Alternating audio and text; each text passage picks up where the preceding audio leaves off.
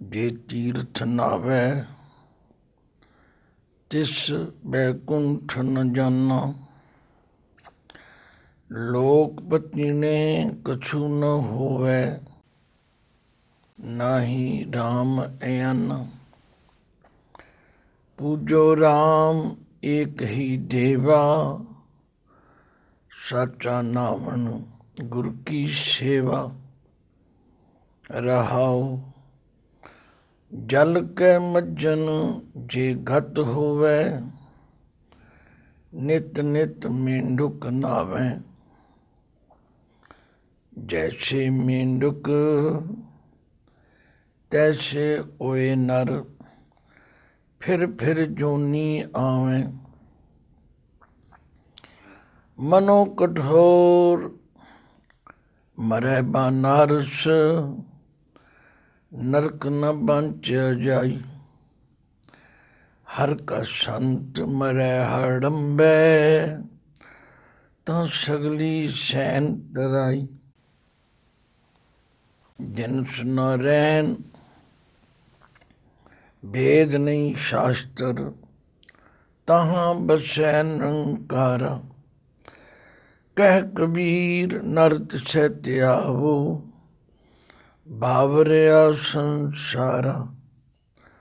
वाहिगुरु जी का खालसा, वाहिगुरु जी की फतेह। गुरु सवारी साध संगत, महापुरख जिन्हां ने परमेश्वर की प्रेमा भगती करके उस महान आत्मक आनंद ਨੂੰ ਪ੍ਰਾਪਤ ਕੀਤਾ ਹੈ, ਉਹ ਲੋਕਾਂ ਨੂੰ ਭਰਮਾਂ ਵਿੱਚੋਂ, ਵਹਿਮਾਂ ਵਿੱਚੋਂ ਤੇ ਉਹਨਾਂ ਰਵਾਇਤੀ ਗੱਲਾਂ ਵਿੱਚੋਂ ਕੱਢਣ ਦਾ ਯਤਨ ਕਰਦੇ ਹਨ। ਇਸ ਪਾਵਨ ਸ਼ਬਦ ਅੰਦਰ ਵੀ ਭਗਤ ਕਬੀਰ ਜੀ ਨੇ ਸਾਨੂੰ ਸਭ ਪ੍ਰਾਣੀਆਂ ਨੂੰ ਉਪਦੇਸ਼ ਕੀਤਾ, ਹੈ ਭਾਈ ਕਰਮ ਕਾਂਡਾਂ ਵਿੱਚ ਨਾ ਫਸੋ। ਤੀਰਥਾਂ ਦੇ ਨਹਾਉਣ ਦਾ ਮਹਾਤਮ ਇਹ ਨਹੀਂ ਕਿ ਤੁਸੀਂ ਆਪਣੇ ਕੀਤੇ ਕਰਮਾਂ ਦੇ ਫਲ ਭੁਗਤਣ ਤੋਂ ਬਚ ਜਾਓ। ਇਸ ਤਰ੍ਹਾਂ ਗੁਰਬਾਣੀ ਦੇ ਅੰਦਰ ਕਈ ਸ਼ਬਦ ਹਨ, ਜਿਵੇਂ ਜਗਤ ਗੁਰੂ ਗੁਰੂ ਨਾਨਕ ਪਾਤਸ਼ਾਹ ਜੀ ਨੇ ਤੀਰਥ ਨਾਵਾਂ ਜੇ ਤਿਸ ਭਾਵਾਂ, ਵਿਣ ਭਾਣੇ ਕੇ ਨਹਾਏ ਕਰੀ। ਜੇਤੀ ਛਰਠੋ ਪਹਾਈ ਵੇਖਾਂ, ਵਿਣ ਕਰਮਾਂ ਕੇ ਮਿਲੇ। ਮਤ ਵਿੱਚ ਰਤਨ ਜਵਾਹਰ ਮਾਣਿਕ, ਜੇ ਇੱਕ ਗੁਰ ਕੀ ਸਿੱਖ ਸੁਣੀ। ਗੁਰਾ ਇੱਕ ਦੇਹ ਬੁਝਾਈ, ਸਭਨਾ ਜੀਆਂ ਕਾ ਇੱਕ ਦਾਤਾ, ਸੋ ਮੈਂ ਵਿਸਰ न ਜਾਈ। ਇਸੇ ਤਰ੍ਹਾਂ ਪਾਤਸ਼ਾਹ ਨੇ ਫਰਮਾਇਆ, ਤੀਰਥ ਨਹਾਵਣ ਜਾਓ, ਤੀਰਥ ਨਾਮ ਹੈ। ਤੀਰਥ ਸ਼ਬਦ ਵਿਚਾਰ ਅੰਤਰ ਗਿਆਨ ਹੈ। ਗੁਰ ਗਿਆਨ ਸਾਚਾ ਥਾਨ ਤੀਰਥ, 10 ਪੁਰਬ ਸਦਾ ਦਸਾਹਰਾ। ਹਉ ਨਾਮ ਹਰ ਕਾ ਸਦਾ ਜਾਚੂੰ, ਦੇਹ ਪ੍ਰਭ ਧਰਣੀ ਧਰਾ। ਸੰਸਾਰ ਰੋਗੀ ਨਾਮ ਦਾਰੂ, ਮੈਲ ਲਾਗੈ ਸਚ ਬਿਨਾ। ਗੁਰਵਾਕ ਨਿਰਮਲ ਸਦਾ ਚਾਨਣ, ਨਿਤ ਸਾਚ ਤੀਰਥ ਮੱਜਨ। ਤੋ ਭਗਤ ਕਬੀਰ ਜੀ ਵੀ ਕਹਿੰਦੇ ਨੇ, ਹੇ ਦੁਨੀਆ ਦੇ ਲੋਕੋ, ਉਹ ਪਰਮਾਤਮਾ ਜੋ ਰਾਮ ਹੈ, ਰਮਿਆ ਹੋਇਆ ਔਰ ਦੇਵਾ ਹੈ। ਦੇਵਾ ਦੇ ਅਖਰੀ ਅਰਥ ਨੇ ਪ੍ਰਕਾਸ਼ ਰੂਪ, ਜਿਸ ਨੂੰ ਬਾਬਾ ਨਾਨਕ ਜੀ ਜੋਤ ਰੂਪ ਕਹਿੰਦੇ। ਸਭ ਮੈਂ ਜੋਤ, ਜੋਤ ਹੈ ਸੋਏ। ਤਿਸ ਰਹਿ ਚਾਨਣ, ਸਭ ਮੈਂ ਚਾਨਣ ਹੋਏ। ਜਾਣੋ ਜੋਤ ਨ ਪੁੱਛੋ ਜਾਤੀ। ऐसा परमात्मा जो प्रकाश रूप है, जो ਜ਼ਰੇ ਜ਼ਰੇ ਕਣ ਕਣ ਵਿੱਚ ਸਮਾਇਆ ਹੋਇਆ, ਤੁਸੀਂ ਉਸ ਦੀ ਪੂਜਾ ਕਰੋ, ਉਹਦੀ ਉਪਾਸਨਾ ਕਰੋ, ਉਹਦਾ ਸਿਮਰਨ ਕਰੋ। ਪੂਜੋ ਰਾਮ ਏਕ ਹੀ ਦੇਵਾ, ਸਾਚਾ ਨਾਵਣ ਗੁਰ ਕੀ ਸੇਵਾ। ਸੱਚਾ ਇਸ਼ਨਾਨ ਇਹ ਹੈ ਕਿ ਗੁਰੂ ਦੀ ਸੇਵਾ ਕਰੋ, ਭਾਵ ਗੁਰੂ ਦੇ ਦੱਸੇ ਰਾਹ 'ਤੇ ਚਲੋ। ਜਿਵੇਂ ਪਾਤਸ਼ਾਹ ਨੇ ਜੋਗੀਆਂ ਨੂੰ, ਹੋਰ ਪਖੰਡ ਕਰਨ ਵਾਲਿਆਂ ਨੂੰ ਵੀ ਸਮਝਾਇਆ। ਆਖਿਆ ਜੋਗ ਨ ਭਗਵੀ ਕੱਪੜੀ, ਜੋਗ ਨ ਮੈਲੇ ਵੇਸ਼, ਨਾਨਕ ਘਰ ਬੈਠਿਆਂ ਜੋਗ ਪਾਈਐ, ਸਤਿਗੁਰ ਕੈ ਉਪਦੇਸ਼। ਜੋਗ ਦਾ ਮਤਲਬ ਹੈ ਜੁੜਨਾ, ਜੋਗੀ ਦਾ ਮਤਲਬ ਹੈ ਜੁੜਿਆ ਹੋਇਆ। ਤੋ ਗੁਰੂ ਨਾਨਕ ਸੱਚੇ ਪਾਤਸ਼ਾਹ ਨੇ ਵੀ ਇਹਨਾਂ ਦਿਖਾਵੇ ਦੇ ਕਰਮ ਕਾਂਡਾਂ ਦਾ ਖੰਡਨ ਕੀਤਾ।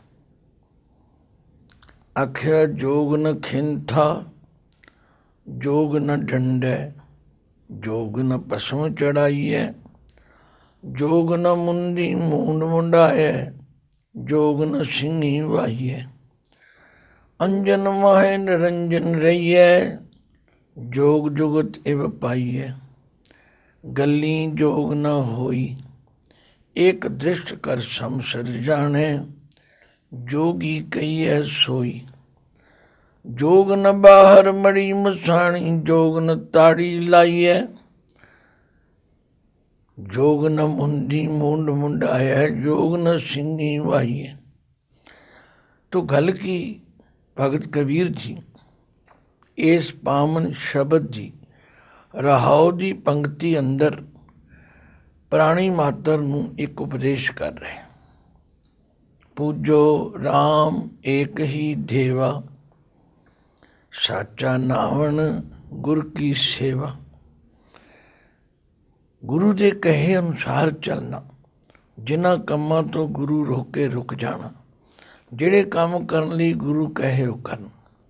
ਇਹ ਹੈ ਸੱਚਾ ਇਸ਼ਨਾਨ, ਜਿਹਦੇ ਨਾਲ ਸਾਡੇ ਮਨ ਦੀ ਮੈਲ ਉਤਰ ਸਕਦੀ। ਸਾਰੀ ਗੁਰਬਾਣੀ ਵਿੱਚ ਇਸੇ ਗੱਲ 'ਤੇ ਜ਼ੋਰ ਦਿੱਤਾ।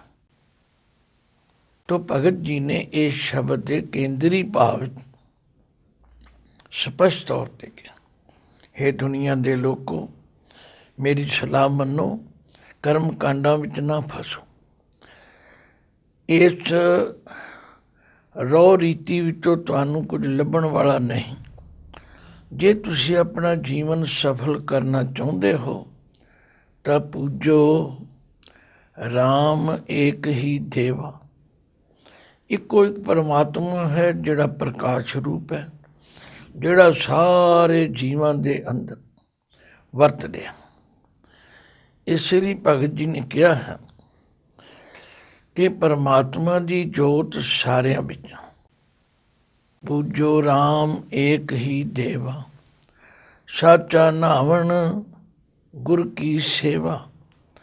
ਹੁਣ ਗੁਰੂ ਦੀ ਸੇਵਾ ਕੀ ਹੈ? ਗੁਰੂ ਦੇ ਕਹੇ ਅਨੁਸਾਰ ਚੱਲਣਾ। ਗੁਰੂ ਰਾਮਦਾਸ ਜੀ ਵੀ ਕਹਿੰਦੇ ਨੇ, ਗੁਰਸਿੱਖ ਮੀਤ ਚਲੋ ਗੁਰ ਚਾਲੀ, ਜੋ ਗੁਰ ਕਹੈ ਸੋਈ ਭਲ ਮਾਨੋ, ਹਰ ਹਰ ਕਥਾ ਨਿਰਾਲੀ। ਤੋ ਰਹਾਉ ਦੀ ਪੰਕਤੀ ਵਿੱਚ ਇਹ ਗੱਲ ਸਪਸ਼ਟ ਕਰ ਦਿੱਤੀ। ਹੁਣ ਭਗਤ ਜੀ ਹੋਰ ਇਹਨੂੰ ਵਿਆਖਿਆ ਨਾਲ ਸਮਝਾਉਂਦੇ। ਕਹਿੰਦੇ ਅੰਤਰ ਮੈਲ ਜੇ ਤੀਰਥ ਨਹਾਵੇ। ਹੁਣ ਇੱਥੇ ਅੰਤਰ ਦੇ ਰਾਰੇ ਨੂੰ ਸਿਆਰੀ ਹੈ। ਇਹ ਅੱਖਰ ਗੁਰਬਾਣੀ ਵਿੱਚ ਦੋ ਰੂਪਾਂ ਵਿੱਚ ਆਉਂਦੇ। ਇੱਕ ਅੰਤਰ ਹੈ ਰਾਰੇ ਨੂੰ ਔਂਕੜ ਵਾਲਾ, ਇੱਕ ਅੰਤਰ ਹੈ ਰਾਰੇ ਨੂੰ ਸਿਆਰੀ ਵਾਲਾ। ਜਿਹੜਾ ਅੰਤਰ ਰਾਰੇ ਨੂੰ ਔਂਕੜ ਵਾਲਾ, ਉਹਦਾ ਅਰਥ ਹੈ ਫਰਕ। ਉਹਦੇ ਵਿੱਚ ਕੀ ਅੰਤਰ ਹੈ। ਪਰ ਇਹ ਜਿਹੜਾ ਅੰਤਰ ਹੈ ਇਹ ਅੰਦਰ ਹਿਰਦੇ ਵਾਸਤੇ। ਭਗਤ ਜੀ ਕਹਿੰਦੇ ਨੇ ਅੰਤਰ ਮੈਲ ਜੇ ਕਿਸੇ ਹਿਰਦੇ ਦੇ ਵਿੱਚ ਵਿਕਾਰਾਂ ਦੀ, ਭੈੜੇ ਵਿਚਾਰਾਂ ਦੀ, ਈਰਖਾ ਦੀ, ਦੁਆਇਕ ਦੀ ਮਹਿਲ ਹੈ ਤੇ ਉੱਪਰੋਂ ਬਾਹਰੋਂ ਦਿਖਾਵੇ ਮਾਤਰ ਤੀਰਥਾਂ ਤੇ ਵੀ ਨਹਾਉਣ ਜਾਂਦੇ। ਅੰਤਰ ਮੈਲ ਜੇ ਤੀਰਥ ਨਾਵੇ, ਤਿਸ ਬੈਕੁੰਠ ਨਾ ਜਾਨਾ। ਕਿਉਂਕਿ ਟੀਕਾਕਾਰਾਂ ਨੇ ਲਿਖਿਆ ਹੈ ਕਿ ਭਗਤ ਕਬੀਰ ਜੀ ਕੋਲ ਇੱਕ ਕਰਮਕਾਂਡੀ ਬ੍ਰਾਹਮਣ ਆਇਆ। ਆਖਣ ਲੱਗਾ, ਕਬੀਰ ਜੀ ਤੁਸੀਂ ਉਹ ਸ਼ੂਦਰ, ਤੁਸੀਂ ਉਹ ਨੀਵੀਂ ਜਾਤ ਵਿੱਚੋਂ, ਭਾਵੇਂ ਤੁਸੀਂ ਭਗਤੀ ਬੜੀ ਕਰਦੇ ਹੋ, ਤੁਹਾਡੀ ਪ੍ਰਸਿੱਧੀ ਬੜੀ ਹੈ, ਪਰ ਤੁਸੀਂ ਸਵਰਗਾਂ ਵਿੱਚ ਨਹੀਂ ਜਾ ਸਕਦੇ ਕਿਉਂਕਿ ਤੁਸੀਂ ਸ਼ੂਦਰ। ਭਗਤ ਜੀ ਨੇ ਫਿਰ ਉਸ ਦਾ ਭੁਲੇਖਾ ਦੂਰ ਕੀਤਾ, ਉਹਦਾ ਹੀ ਨਹੀਂ ਸਾਡਾ ਸਾਰਿਆਂ ਦਾ ਦੂਰ ਕੀਤਾ। ਆਖਿਆ, ਸੁਣੋ ਕਰਮਕਾਂਡੀ ਪੰਡਿਤ, ਅੰਤਰ ਮੈਲ ਜੇ ਤੀਰਥ ਨਾਵੇ। ਜੇ ਅੰਦਰ ਕਿਸੇ ਦੇ ਹਿਰਦੇ ਵਿੱਚ ਮੈਲ ਹੈ ਤੇ ਤੀਰਥਾਂ ਤੇ ਨਹਾਉਂਦਾ ਫਿਰੇ, ਤਿਸ ਬੈਕੁੰਠ ਨਾ ਜਾਨਾ, ਉਹ ਬੰਦਾ ਕਦੇ ਬੈਕੁੰਠ ਨਹੀਂ ਜਾ ਸਕਦਾ। ਲੋਕਪਤੀ ਨੇ ਕਛੂ ਨਾ ਹੋਵੇ, ਸਿਰਫ ਲੋਕਾਂ ਦੇ ਭਤੀਜਣ ਨਾਲ, ਲੋਕਾਂ ਨੂੰ ਪ੍ਰਸੰਨ ਕਰਨ ਨਾਲ, ਲੋਕਾਂ ਨੂੰ ਦਿਖਾਵਾ ਕਰਨ ਨਾਲ ਕਿ ਮੈਂ ਬੜਾ ਤੀਰਥ ਇਸ਼ਨਾਨੀ, ਇਹਦੇ ਨਾਲ ਕੱਖ ਵੀ ਸਵਰਨ ਵਾਲਾ ਨਹੀਂ। ਨਾ ਹੀ ਰਾਮ ਅਆਨਾ, ਰਾਮ ਕੋਈ ਅਣਜਾਣਾ ਨਹੀਂ ਹੈਗਾ। ਲੋਕਾਂ ਨੂੰ ਤੇ ਧੋਖਾ ਦਿੱਤਾ ਜਾ ਸਕਦਾ, ਪਰ ਪਰਮਾਤਮਾ ਨੂੰ ਕੋਈ ਧੋਖਾ ਨਹੀਂ ਦੇ ਸਕਦਾ। ਉਹ ਤੇ ਘਟ ਘਟ ਕੇ ਅੰਤਰ ਕੀ ਜਾਣਤ, ਭਲੇ ਬੁਰੇ ਕੀ ਪੀਰ ਪਛਾਨਤ। ਉਹਨੂੰ ਸਭ ਦਾ ਪਤਾ, ਕਿਸੇ ਦੇ ਅੰਦਰ ਕੀ ਹੈ ਉਹ ਸਭ ਜਾਣਦਾ, ਇਸ ਲਈ ਉਹਨੂੰ ਅੰਤਰਜਾਮੀ ਕਿਹਾ ਜਾਂਦਾ। ਤੋ ਨਾ ਹੀ ਰਾਮ ਅਆਨਾ, ਰਾਮ ਜਿਹੜਾ ਹੈ ਉਹ ਕੋਈ ਅਣਜਾਣਾ ਨਹੀਂ ਹੈ, ਉਹ ਸਭ ਦੇ ਅੰਦਰ ਦੀ ਗੱਲ ਜਾਣਦਾ। ਤੋ ਗੱਲ ਕੀ ਸਪਸ਼ਟ ਹੋ ਗਿਆ। ਭਗਤ ਜੀ ਕਹਿੰਦੇ ਨੇ, ਭਾਈ ਭਾਵੇਂ ਕੋਈ ਕਿੰਨਾ ਵੀ ਤੀਰਥਾਂ ਤੇ ਜਾ, ਜੇ ਅੰਦਰ ਮੈਲ ਹੈ, ਅੰਦਰ ਈਰਖਾ ਹੈ, ਅੰਦਰ ਸਾੜਾ ਹੈ, ਅੰਦਰ ਦਵੈਸ਼ ਹੈ, ਤੀਰਥਾਂ ਤੇ ਨਹਾਉਣ ਨਾਲ ਕੋਈ ਬੈਕੁੰਠ ਵਿੱਚ ਨਹੀਂ ਜਾ ਸਕਦਾ। ਅੰਤਰ ਮੈਲ ਜੇ ਤੀਰਥ ਨਾਵੇ, ਤਿਸ ਬੈਕੁੰਠ ਨਾ ਜਾਨਾ। ਲੋਕਪਤੀ ਨੇ ਕਛੂ ਨਾ ਹੋਵੇ, ਨਾ ਹੀ ਰਾਮ ਅਆਨਾ। ਪੂਜੋ ਰਾਮ ਏਕ ਹੀ ਦੇਵਾ, ਸਾਚਾ ਨਾਵਣ ਗੁਰ ਕੀ ਸੇਵਾ। ਰਹਾਓ। ਹੁਣ ਭਗਤ ਜੀ ਬੜੀ ਦਲੀਲ ਨਾਲ ਗੱਲ ਸਮਝਾਉਂਦੇ ਨੇ ਤੇ ਫਰਮਾਉਂਦੇ ਨੇ, ਜਲ ਕੈ ਮੱਝਨ ਜੇ ਗਤ ਹੋਵੇ। ਜਲ ਕੈ ਮੱਝਨ, ਮੱਝਨ ਦੇ ਨੰਨੇ ਨੂੰ ਸਿਆਰੀ ਹੈ। ਆਖਿਆ, ਜੇ ਪਾਣੀ ਦੇ ਇਸ਼ਨਾਨ ਕਰਨ ਦੇ ਨਾਲ ਕਿਸੇ ਦੀ ਗਤੀ ਕਲਿਆਣ ਹੋ ਸਕੇ, ਫਿਰ ਸਾਡੇ ਨਾਲੋਂ ਪਹਿਲਾਂ ਉਹਨਾਂ ਮੇਂਢਕਾਂ ਦੀ, ਉਹਨਾਂ ਡੱਡੂਆਂ ਦੀ ਮੁਕਤੀ ਹੋਣੀ ਚਾਹੀਦੀ, ਕਿਉਂਕਿ ਉਹ ਤਾਂ ਰਹਿੰਦੇ ਹੀ ਪਾਣੀ ਵਿੱਚ ਨੇ, ਉਹ ਜੰਮਦੇ ਵੀ ਪਾਣੀ ਵਿੱਚ ਤੇ ਮਰਦੇ ਵੀ ਪਾਣੀ ਵਿੱਚ। ਜਲ ਕੈ ਮੱਝਨ ਜੇ ਗਤ ਹੋਵੇ, ਨਿਤ ਨਿਤ ਮੇਂਢਕ ਨਹਾਵੇ। ਦੇਖੋ ਇੱਥੇ ਮੇਂਢਕ ਸ਼ਬਦ ਬਹੁਵਚਨ ਹੈ, ਇਸ ਲਈ ਉਹਦੇ ਨਾਲ ਜਿਹੜਾ ਆਇਆ ਨਾਵੇਂ, ਇਹਨੂੰ ਨਾਵੇ ਨਹੀਂ ਕਹਿਣਾ, ਨਾਵੇਂ। ਇਹ ਨਿਯਮ ਜਿਹੜੇ ਨੇ ਇਹ ਸਾਨੂੰ ਅਨੇਕਾਂ ਗਲਤੀਆਂ ਤੋਂ ਬਚਾਉਂਦੇ ਨੇ ਔਰ ਗੁਰਬਾਣੀ ਦੇ ਠੀਕ ਅਰਥ ਕਰਨ ਵਿੱਚ ਸਾਡੀ ਸਹਾਇਤਾ ਕਰਦੇ। ਜਲ ਕੈ ਮੱਝਨ ਜੇ ਗਤ ਹੋਵੇ, ਨਿਤ ਨਿਤ ਮੇਂਢਕ ਨਹਾਵੇ। ਜੈਸੇ ਮੇਂਢਕ ਤੈਸੇ ਓਏ ਨਰ, ਫਿਰ ਫਿਰ ਜੋਨੀ ਆਵੇ। ਆਖਿਆ, ਜਿਵੇਂ ਉਹ ਮੇਂਢਕ ਤੀਰਥਾਂ ਵਿੱਚ ਰਹਿੰਦੇ ਹੋਏ, ਰੋਜ਼ ਪਾਣੀ ਵਿੱਚ ਇਸ਼ਨਾਨ ਕਰਦੇ ਹੋਏ ਵੀ ਜੰਮਣ ਮਰਨ ਦੇ ਚੱਕਰ ਤੋਂ ਬਚ ਨਹੀਂ ਸਕਦੇ, ਇਸੇ ਤਰ੍ਹਾਂ ਜਿਹੜੇ ਲੋਕ ਇਹ ਤੀਰਥ ਇਸ਼ਨਾਨੀ ਹੋਣ ਦਾ ਦਾਅਵਾ ਕਰਦੇ ਨੇ, ਦਿਖਾਵਾ ਕਰਦੇ ਨੇ ਤੇ ਇਹ ਸਮਝਦੇ ਨੇ ਕਿ ਅਸੀਂ ਤੀਰਥਾਂ ਤੇ ਨਹਾ ਕੇ ਮੁਕਤ ਹੋ ਜਾਵਾਂਗੇ। ਇਹ ਉਹਨਾਂ ਦਾ ਭੁਲੇਖਾ ਹੈ। ਦੇਖੋ ਭਗਤ ਜੀ ਦੀ ਦਲੀਲ ਕਿਤਨੀ ਅਕੱਟ ਹੈ। ਇਸ ਨੂੰ ਕੋਈ ਦੁਨੀਆ ਦੀ ਤਾਕਤ ਚੈਲੰਜ ਨਹੀਂ ਕਰ ਸਕਦੀ। ਜੈਸੇ ਮੇਂਢਕ ਤੈਸੇ ਓਏ ਨਰ, ਫਿਰ ਫਿਰ ਜੋਨੀ ਆਵੇਂ। ਜਿਵੇਂ ਉਹ ਮੇਂਢਕ ਡੱਡੂ ਨਹਾ ਨੂੰ ਕੇ ਵਿਚਾਰੇ ਪਾਣੀ ਵਿੱਚ ਹੀ ਰਹਿੰਦੇ ਨੇ, ਪਾਣੀ ਵਿੱਚ ਹੀ ਮਰਦੇ ਨੇ, ਪਾਣੀ ਵਿੱਚ ਹੀ ਜਿਉਂਦੇ ਨੇ, ਪਰ ਉਹਨਾਂ ਦੀ ਉਹ ਜਿਹੜੀ ਜੰਮਣ ਮਰਨ ਦੀ ਸਜ਼ਾ ਹੈ ਉਹ ਕੱਟੀ ਨਹੀਂ ਜਾਂਦੀ। ਇਸੇ ਤਰ੍ਹਾਂ ਮਨੋ ਕਠੋਰ ਮਰੈ ਬਾਨਾਰਸ, ਨਰਕ ਨਾ ਬਾਂਚਿਆ ਜਾਈ। ਕਿਉਂਕਿ ਸਨਾਤਨ ਮਤ ਵਾਲੇ ਕਾਸ਼ੀ ਨੂੰ ਸ਼ਿਵ ਜੀ ਦੀ ਨਗਰੀ ਕਹਿੰਦੇ, ਜਿਹਨੂੰ ਬਨਾਰਸ ਵੀ ਕਿਹਾ ਜਾਂਦਾ। ਕਹਿੰਦੇ ਨੇ ਸ਼ਿਵ ਜੀ ਨੇ ਇਹੋ ਜਿਹਾ ਕੋਈ ਵਰ ਦਿੱਤਾ ਸੀ ਵੀ ਜਿਹੜਾ ਕਾਂਸ਼ੀ ਵਿੱਚ ਆ ਕੇ ਮਰੇਗਾ ਉਹ ਸ਼ਿਵਪੁਰੀ ਨੂੰ ਜਾਏਗਾ, ਉਹ ਬੈਕੁੰਠ ਨੂੰ ਜਾਏਗਾ। ਲੋਕ ਉੱਥੇ ਵਸਣ ਵਿੱਚ, ਰਹਿਣ ਵਿੱਚ ਤੇ ਮਰਨ ਵਿੱਚ ਆਪਣੀ ਮੁਕਤੀ ਵੇਖਦੇ ਨੇ।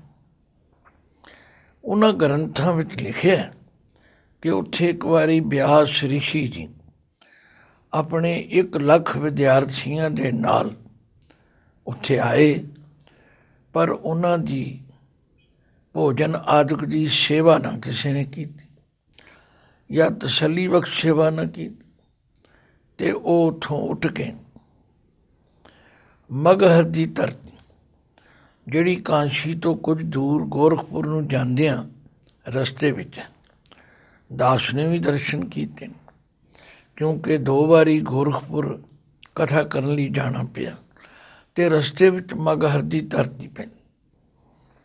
ਕਹਿੰਦੇ ਨੇ ਵਿਆਸ ਜੀ ਨੇ ਉੱਥੇ ਜਾ ਡੇਰੇ ਲਾਏ ਤੇ ਉਹਨਾਂ ਨੇ ਇਹ ਬਚਨ ਕੀਤੇ ਕਿ ਜਿਹੜਾ ਇਸ ਧਰਤੀ ਤੇ ਮਰੇਗਾ ਉਹ ਬੈਕੁੰਠ ਨੂੰ ਜਾਏਗਾ। ਸਾਡਾ ਮਕਸਦ ਇਹ ਨਹੀਂ ਹੈਗਾ। ਸਾਡਾ ਮਕਸਦ ਤੇ ਭਗਤ ਜੀ ਦੇ ਉਹਨਾਂ ਵਿਚਾਰਾਂ ਨੂੰ ਸਪਸ਼ਟ ਕਰਨਾ। ਭਗਤ ਜੀ ਕਹਿੰਦੇ ਨੇ ਜੇ ਕੋਈ ਅੰਦਰੋਂ ਕਠੋਰ ਹੈ, ਪੱਥਰ ਚਿੱਤ ਹੈ, ਈਰਖਾਲੂ ਹੈ ਤੇ ਮਰ ਜਾਏ ਬਨਾਰਸ ਵਿੱਚ, ਉਹ ਨਰਕ ਵਿੱਚ ਜਾਣੋਂ ਨਹੀਂ ਬਚ ਸਕਦਾ। ਮਨੋ ਕਠੋਰ ਮਰੈ ਬਾਨਾਰਸ, ਨਰਕ ਨਾ ਬਾਂਚਿਆ ਜਾਈ। ਹਰ ਕਾ ਸੰਤ ਮਰੈ ਹੜੰਬੈ, ਤਾਂ ਸਗਲੀ ਸਹਿਨ ਤਰਾਈ। ਹੁਣ ਇਹ ਲੰਬੀ ਗਾਥਾ ਹੈ ਕਿ ਕਿਸ ਤਰ੍ਹਾਂ ਸ਼ਿਵ ਜੀ ਦੇ ਪੁੱਤਰ ਗਣੇਸ਼ ਜੀ ਵਿਆਸ ਦੇ ਕੋਲ ਪੜ੍ਹਨ ਬੈਠੇ, ਵਿਦਿਆ ਪੜ੍ਹੀ ਤੇ ਵਿਦਿਆ ਪੜ੍ਹ ਕੇ ਬੜੇ ਲਾਇਕ ਹੋ ਗਏ ਤੇ ਵਿਆਸ ਰਿਸ਼ੀ ਜੀ ਆਪਣੇ ਲਾਇਕ ਵਿਦਿਆਰਥੀ ਤੇ ਖੁਸ਼ ਹੋ ਕੇ ਕਹਿਣ ਲੱਗੇ ਮੰਗ ਕੀ ਮੰਗ। ਅਸਲ ਵਿੱਚ ਉਹ ਗਿਆ ਇਸ ਵਾਸਤੇ ਸੀ ਕਿ ਮੈਂ ਵਿਆਸ ਜੀ ਦੇ ਮੂੰਹੋਂ ਇਹ ਕਹਾਉਣਾ ਹੈਗਾ। ਇੱਕ ਵਾਰੀ ਪੁੱਛਿਆ ਵਿਆਸ ਜੀ ਜਿਹੜਾ ਇਸ ਧਰਤੀ ਤੇ ਮਰੇਗਾ ਉਹ ਕਿਹੜੀ ਜੂਨ ਵਿੱਚ ਆਏਗਾ? ਕਹਿਣ ਲੱਗੇ ਬੈਕੁੰਠ ਵਿੱਚ ਆਏਗਾ। ਦੂਜੀ ਵਾਰੀ, ਤੀਜੀ ਵਾਰੀ, ਜਦੋਂ ਚੌਥੀ ਵਾਰੀ ਪੁੱਛਿਆ ਤੇ ਵਿਆਸ ਜੀ ਖਿੱਚ ਕੇ ਕਹਿਣ ਲੱਗੇ ਗਧੇ ਦੀ ਜੂਨ ਵਿੱਚ ਆਏ। ਗਣੇਸ਼ ਜੀ ਨੇ ਇਹ ਬਚਨ ਤਥਾਸਤੂ ਕਰ ਲਿਆ ਤੇ ਉਸ ਦਿਨ ਤੋਂ ਇਹ ਪ੍ਰਚਲਿਤ ਹੋ ਗਿਆ ਕਿ ਜਿਹੜਾ ਹੜੰਬੇ ਦੀ ਧਰਤੀ ਤੇ ਮਰੇਗਾ ਉਹ ਖੋਤੇ ਦੀ ਜੂਨ ਜਾਏ। ਇਹ ਉਹਨਾਂ ਦੇ ਧਰਮ ਗ੍ਰੰਥਾਂ ਵਿੱਚ ਲਿਖਿਆ। ਸਾਡਾ ਕੋਈ ਵਿਸ਼ਵਾਸ ਨਹੀਂ। ਅਸੀਂ ਤੇ ਭਗਤ ਜੀ ਦੀ ਵਿਚਾਰਧਾਰਾ ਦੇ ਧਾਰਨੀ ਹਾਂ। ਮਨੋ ਕਠੋਰ ਮਰੈ ਬਾਨਾਰਸ, ਨਰਕ ਨਾ ਬਾਂਚਿਆ ਜਾਈ। ਹਰ ਕਾ ਸੰਤ ਮਰੈ ਹੜੰਬੈ, ਤਾਂ ਸਗਲੀ ਸਹਿਨ ਤਰਾਈ। ਆਖਿਆ ਜਿਹੜਾ ਹਰੀ ਦਾ ਸੰਤ ਹੈ ਉਹ ਭਾਵੇਂ ਨਾਮ ਜਪਦਾ ਹੋਇਆ ਹੜੰਬੇ ਦੀ ਧਰਤੀ ਤੇ ਜਾ ਵਸੇ, ਉਹ ਆਪ ਤੇ ਤਰੇਗਾ ਹੀ। ਆਪਣੀ ਸੈਨ, ਰਿਸ਼ਤੇਦਾਰਾਂ, ਭਾਵ ਕਈ ਕੁਲਾਂ ਨੂੰ ਤਾਰ ਲਏਗਾ। ਜਿਵੇਂ ਬਾਣੀ 'ਚ ਲਿਖਿਆ ਕਿ ਜਿਹੜਾ ਭਗਤੀ ਕਰਦਾ ਹੈ ਉਹ 21 ਕੁਲਾਂ ਦਾ ਉਧਾਰ ਕਰ ਦਿੰਦਾ। ਇੱਥੇ 21 ਦਾ ਵੀ ਕੋਈ ਬੰਧਨ ਨਹੀਂ, ਕਰੋੜਾਂ ਲੋਕਾਂ ਦਾ। ਫਿਰ ਭਗਤ ਜੀ ਕਹਿੰਦੇ ਨੇ ਦਿਨ ਸੁਨਾ ਰਹਿਣ ਭੇਦ ਨਹੀਂ ਸ਼ਾਸਤਰ, ਜਿਹੜਾ ਮੇਰਾ ਵਾਹਿਗੁਰੂ ਹੈ, ਨਿਰੰਕਾਰ ਹੈ, ਉਹਦੀ ਹਸਤੀ ਨੂੰ ਦਿਨ ਦਾ, ਰਾਤ ਦਾ, ਵੇਦਾਂ ਦਾ, ਸ਼ਾਸਤਰਾਂ ਦਾ ਕੋਈ ਬੰਧਨ ਨਹੀਂ ਹੈਗਾ। ਦਿਨ ਸੁਨਾ ਰਹਿਣ ਵੇਦ ਨਹੀਂ ਸ਼ਾਸਤਰ, ਤਾਂ ਬਸੈ ਨਿਰੰਕਾਰਾ। ਨਿਰੰਕਾਰ ਤੇ ਉਸ ਅਵਸਥਾ ਵਿੱਚ ਨੇ, ਉਹਨਾਂ ਦਾ ਇਹਨਾਂ ਚੀਜ਼ਾਂ ਨਾਲ ਕੋਈ ਬੰਧਨ ਨਹੀਂ ਹੈਗਾ ਵੀ ਫਲਾਣੇ ਸ਼ਹਿਰ ਵਿੱਚ ਮਰੋ ਤੇ ਮੁਕਤੀ ਹੋ ਜਾਏ, ਫਲਾਣੇ ਵਿੱਚ ਮਰੋ ਤੇ ਖੋਤੇ ਦੀ ਜੂਨ ਵਿੱਚ ਆਈ ਜਾਏ। ਤੋ ਕਹਿ ਕਬੀਰ ਨਰ ਤਿਸੈ ਤਿਆਵੋ, ਬਾਵਰਿਆ ਸੰਸਾਰਾ। ਭਗਤ ਕਬੀਰ ਜੀ ਕਹਿੰਦੇ ਨੇ, ਉਹ ਬੰਦਿਓ ਤਿਸੈ ਤਿਆਵੋ, ਉਸ ਪਰਮਾਤਮਾ ਦਾ ਸਿਮਰਨ ਕਰੋ। ਬਾਵਰਿਆ ਸੰਸਾਰਾ, ਹੇ ਕਮਲੇ ਲੋਕੋ, ਇਹਨਾਂ ਦੀਆਂ ਗੱਲਾਂ ਪਿੱਛੇ ਨਾ ਜਾਓ। ਇਹਨਾਂ ਤੀਰਥਾਂ 'ਤੇ ਨਹਾ ਕੇ ਮਰਨ ਨਾਲ ਕੋਈ ਮੁਕਤ ਨਹੀਂ ਹੁੰਦਾ। ਇਸ ਲਈ ਪੂਜੋ ਰਾਮ ਏਕ ਹੀ ਦੇਵਾ, ਸਾਚਾ ਨਾਵਣ ਗੁਰ ਕੀ ਸੇਵਾ। ਭਾਈ ਇੱਕ ਪਰਮਾਤਮਾ ਦਾ ਸਿਮਰੋ, ਹਿਰਦੇ ਅੰਦਰੋਂ ਮੈਲ ਗਵਾਓ ਤੇ ਲੋਕ ਸੁਖੀਏ ਪਰਲੋਕ ਸੁਹੇਲੇ ਬਣ ਨਿਬੜੋ। ਵਾਹਿਗੁਰੂ ਜੀ ਕਾ ਖਾਲਸਾ, ਵਾਹਿਗੁਰੂ ਜੀ ਕੀ ਫਤਿਹ।